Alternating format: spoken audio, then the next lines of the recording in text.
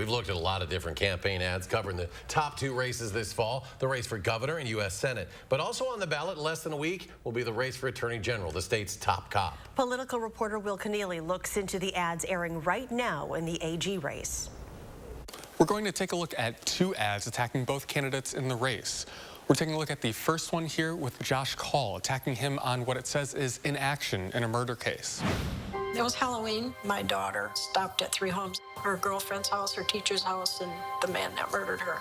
This is the story of Lisa French, a 9-year-old who was murdered in Fond du Lac in the 70s. French's murderer, Gerald Turner, was convicted in 1975 and was released on parole a handful of times. He was sent back to prison for 15 years after violating his parole in 2003. Eric Toney helped keep that man that murdered my daughter from being released. Eric Toney's always been there for me, and that's the kind of attorney general we need. This is true. When Turner's sentence was coming up in 2018, Toney joined then AG Brad Schimmel in a petition to keep Turner confined.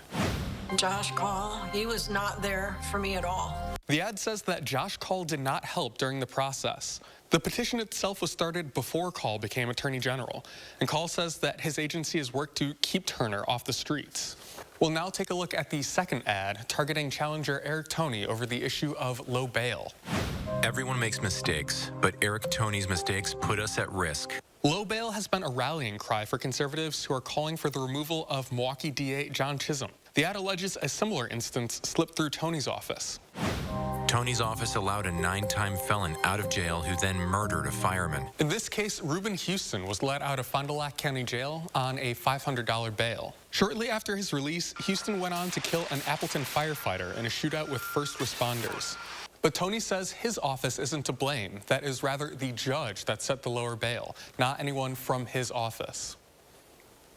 With this reality check, I'm Will Keneally. You can find our full series online at channel3000.com.